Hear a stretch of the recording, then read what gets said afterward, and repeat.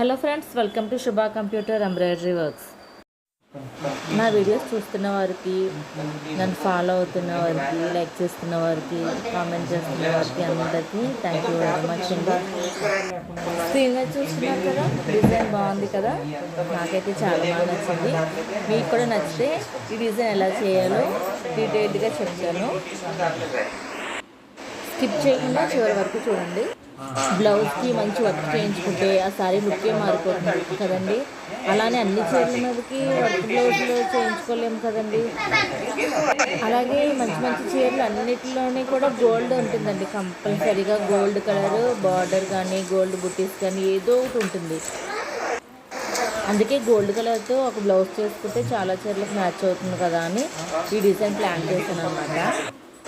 Screen మీద చూస్తున్నారు కదా, గోల్డ్ కలర్ థ్రెడ్స్ అన్నీ తీసుకున్నానండి. గోల్డ్ కలర్లో ఏమేమి వేరియేషన్స్ ఉంటాయో అవన్నీ కూడా నేను తీసుకుని గోల్డ్ కలర్ బ్లౌజ్ పీస్ తీసుకుని ఈ డిజైన్ చేస్తున్నాను. ఉషా 450లో ఈ డిజైన్ చేయాలంటే బ్యాక్ నెక్ 4 పార్ట్స్గా చేయాల్సి ఉంటుందండి. లెఫ్ట్లో టాప్ పార్ట్, డౌన్ పార్ట్, రైట్లో టాప్ పార్ట్, డౌన్ పార్ట్, మొత్తం 4 పార్ట్స్ అండి.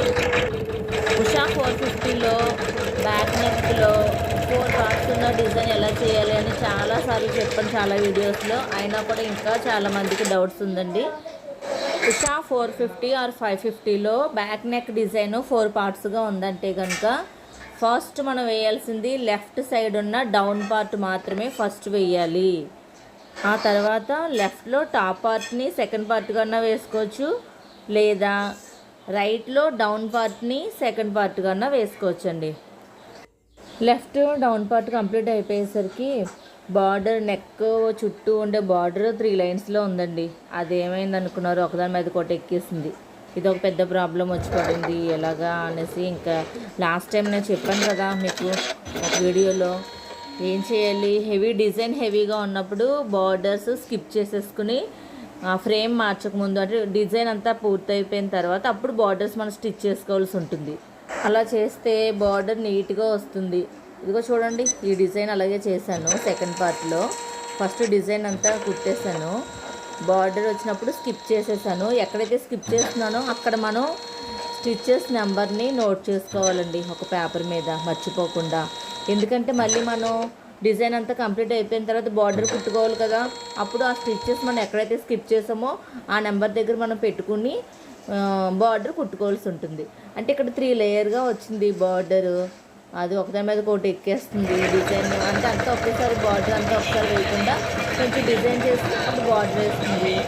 అప్పుడు ఏమవుతుంది, ఆ డిజైన్ చేసినప్పుడు కొంచెం ఎంత మనం ఫ్రేమ్ ఎంత జాగ్రత్తగా పెట్టినా కూడా ఫ్రేమ్ కొంచెం లూజ్ కదిలిపోతుందండి. అటో ఇటో లెఫ్ట్కో రైట్కో కదిలిపోతుంది. అప్పుడు బార్డర్ వంకర వచ్చేస్తుంది, లేదా ఒక లైన్ మీద ఒక లైన్ ఎక్కేస్తుంది. అలా కాకుండా మనకి బార్డర్ నీట్గా రావాలి అంటే ఇప్పుడు చూడండి, స్క్రీన్ మీద చూస్తున్నారు కదా, టాప్ పార్ట్లో లెఫ్ట్ సైడ్ టాప్ పార్ట్లో బార్డర్ ఎంత నీట్గా వచ్చిందో. అంత నీట్గా రావాలి అంటే కనుక డిజైన్ అంతా చేసేసిన తర్వాత అప్పుడు బార్డర్ స్టిచ్ చేసుకుంటే కనుక మనకి బార్డర్ బాగా వస్తుందన్నమాట. సెకండ్ పార్ట్ కూడా కంప్లీట్ అయిపోయిన తర్వాత రైట్ సైడ్లో ఉన్న డౌన్ పార్ట్ కూడా స్టిచ్చింగ్ అయిపోతుందండి. అంటే మధ్య మధ్యలో బార్డర్స్ వేయకుండా మొత్తం ఓన్లీ డిజైన్ మాత్రమే చేస్తున్నాను అనమాట. డిజైన్ అంతా కంప్లీట్ అయిపోయిన తర్వాత అప్పుడు బార్డర్ ఎక్కడైతే ఉందో అక్కడికి వెళ్ళి మళ్ళీ వెనక్కి వెళ్ళి స్టిచెస్ వెనక్కి వెళ్ళి అప్పుడు బార్డర్స్ నేను కుట్టుకున్నాను అనమాట. అంటే బార్డర్ నీట్గా రావాలన్న ఉద్దేశం. ఇలా చేయాలి అంటే కనుక కొంచెం హార్డ్ వర్క్ చేయాలండి. అంటే డిజైన్ ఎప్పుడు బార్డర్ వేస్తుంది మనం మెషిన్ దగ్గరే ఉండాలి, పెట్టేసి వెళ్ళిపోవడానికి కుదరదు.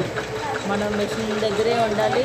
ఎప్పుడు బార్డర్ వేస్తుంది, ఎప్పుడు డిజైన్ చేస్తుంది అనేది మనం నోట్ చేసుకుంటూ అలర్ట్గా ఉంటేనే ఇప్పుడు నేను చెప్పినట్టుగా స్కిప్ చేసి అప్పుడు కుట్టడానికి వీలవుతుంది.